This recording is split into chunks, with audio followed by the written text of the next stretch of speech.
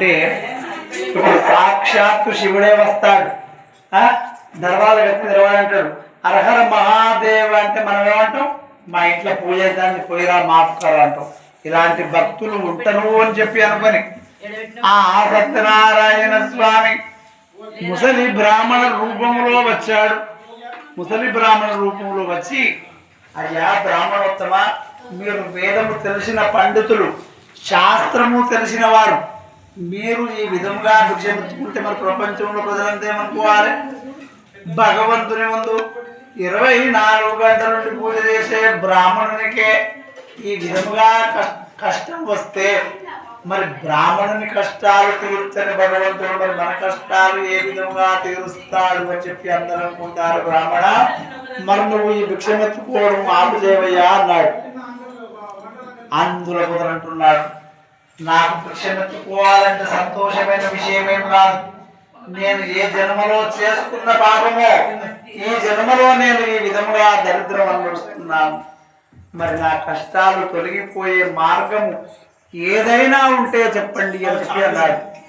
అందులో అంటున్నాడు, సత్యనారాయణ స్వామి వ్రతం చేసుకుంటే ఎవరి కష్టములైనా తొలగిపోతాయి అన్నాడు. ఈ వ్రతమును చేసేవాళ్ళు తెల్లవారగానే లేచి స్నానాలు చేసుకోవాలి. స్నానాలు చేసుకొని ఆ భగవంతుడికి నమస్కారం చేసుకోవాలి. ఏమని అనగా, ఓ దేవాది దేవా ప్రభు సత్యనారాయణ స్వామి, మేము ఈ రోజున నీ వ్రతం చేసుకుంటున్నాము అని మనసులో స్వామి వారిని ధ్యానం చేసుకోవాలి, నమస్కారము చేసుకోవాలి. ఆ విధంగా నమస్కారం చేసుకున్న తర్వాత మరి మధ్యాహ్న కాలమే కానీ సాయంకాలమే కానీ మనకు సమయం ఎప్పుడు వీలు దొరికితే అప్పుడు ఆ భగవంతుని యొక్క పూజ చేయాలి.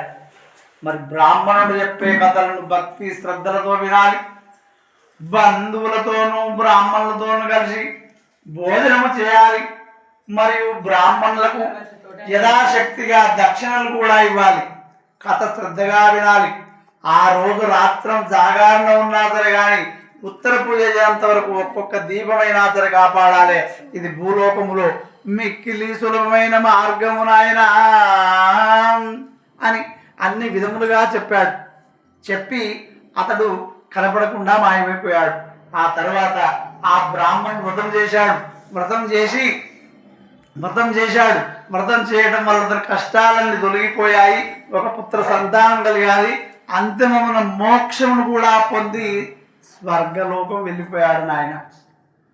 మరి బ్రాహ్మణుడు వ్రతం చేస్తున్న సమయంలో ఒక కట్టెలు అమ్ముకునేవాడు ఆకలి దూపలతో వస్తున్నాడు.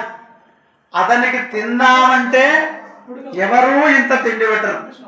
మరి త్రాగడానికి కనీసం గిలాసని నీళ్ళు ఇవ్వరు.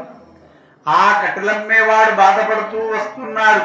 భగవంతా, నన్ను ఇంత కులము తక్కువ వాడినిగా ఎందుకు పుట్టించారు అని బాధపడుతూ వస్తున్నాడు. కొంత దూరం వచ్చాక ఒక బ్రాహ్మణుడు ముందు చూశాడు.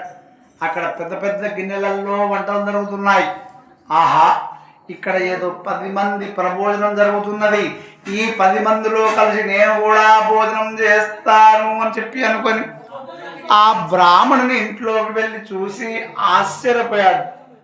ఆహా, ఒక బ్రాహ్మణుడు చెప్పే కథలను ఇన్ని 100 మంది వింటున్నారు అంటే ఇందులో ఏమి పుణ్యం ఉందో ఏమో.